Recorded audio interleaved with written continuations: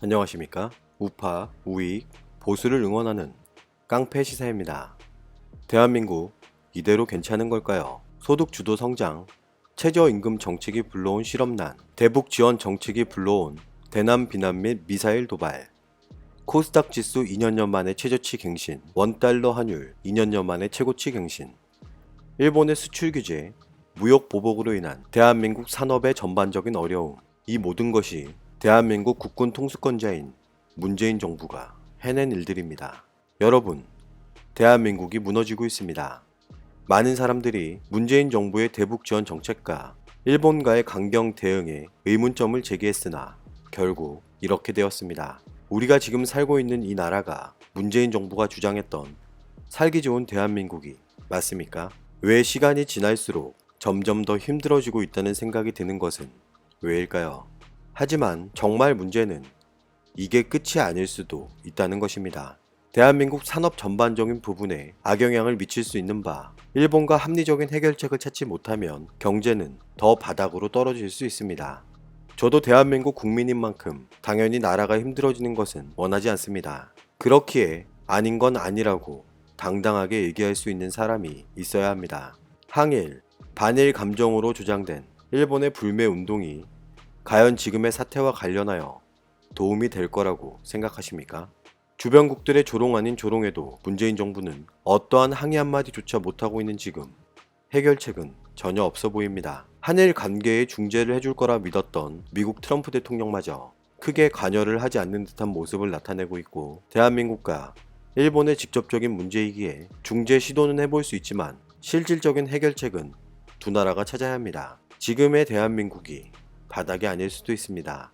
대한민국은 원자재를 수입하여 완제품을 만들어 수출을 하는 것으로 대부분의 경제 지표를 차지하고 있고, 지금 당장 대체가 어려운 일본의 원자재 수입이 안 되는 지금 빠른 해결과 대응 방법을 찾지 못한다면 우리가 생각했던 것보다 더욱 심각한 문제가 발생할 수 있다는 사실을 인지하고 있어야 할 텐데요. 문재인 정부와 핵심 참모진들은 연일 일본의 사태와 관련하여 강경 대응을 예고하고 마치 새롭고 마땅한 대응 방법이 있는 것처럼 발언하고 있지만 실상은 어떨까요? 이미 많은 사람들은 어렵다고 주장하고 있습니다. 서민 경제에 이어 이제는 국가 경제까지 돌이킬 수 없는 막다른 길로 들어선 것 같아 가슴이 답답한데요.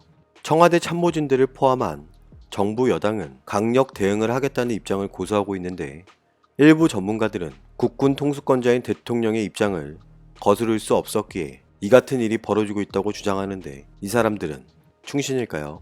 아니면 간신일까요? 여러분은 바른 말 하나, 해결 방안 하나 제시하지 못하는 청와대 참모진들을 어떻게 평가하고 계신지 궁금합니다. 대한민국의 오랜 동맹국가인 미국은 왜 한일 갈등 관계에 적극적인 개입을 하지 않고 있는 것일까요? 미국의 고위 당국자는 이런 입장을 나타냅니다.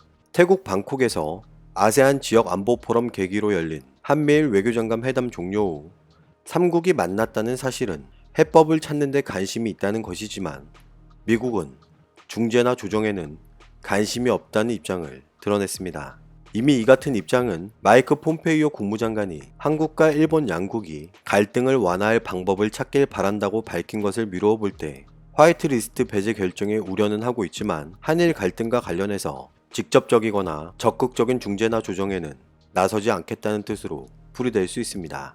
미국에게는 대한민국뿐만 아니라 일본도 동맹국인 만큼 한쪽의 입장만 들어줄 수 없다는 것이 사실입니다. 이를 증명이라도 하듯 미국은 대한민국 대법원의 강제징용 배상 판결 이후부터 지금까지 한일 간 갈등과 관련해서는 어느 한쪽 편에도 서지 않는 모양새를 나타내고 있는데요. 미국 국무부는 일본의 화이트리스트 배제 결정이 나온 직후 이런 입장을 나타냅니다.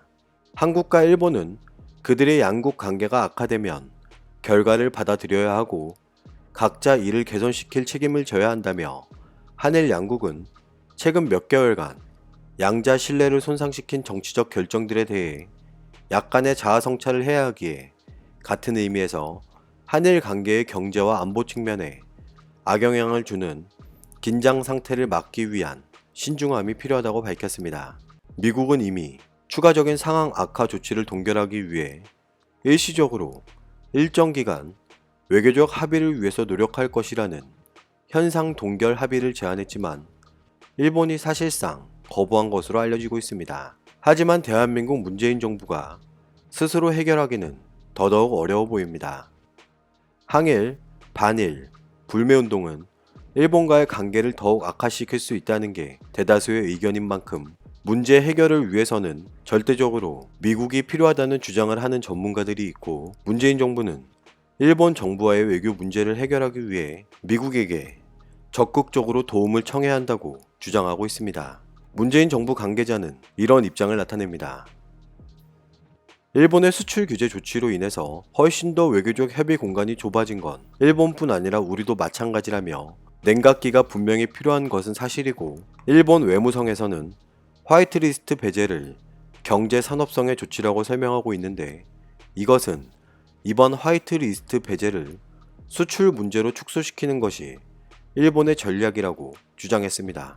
문재인 정부는 한일 갈등 사태를 해결하기 위해 어떤 노력을 하고 있을까요? 여러분은 최근 지소미아라는 말을 많이 들어보셨을 텐데요. 지소미아 협정은 군사정보보호협정을 뜻하는데, 협정을 맺은 국가 간에 군사기밀을 서로 공유할 수 있도록 맺는 협정입니다.